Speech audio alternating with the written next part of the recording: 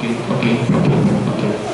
Se eu somente tocar, olha, tinha uma mulher do fluxo de sangue, né? Que há 12 anos ela tinha esse fluxo e alguém dizia para ela que a algum canto Jesus ia passar.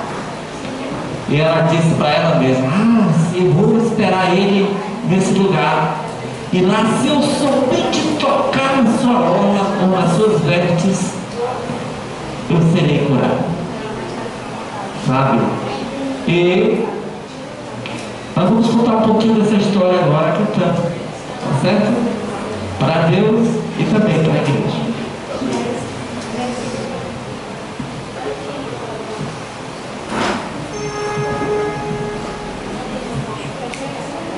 Alô, som? Aline.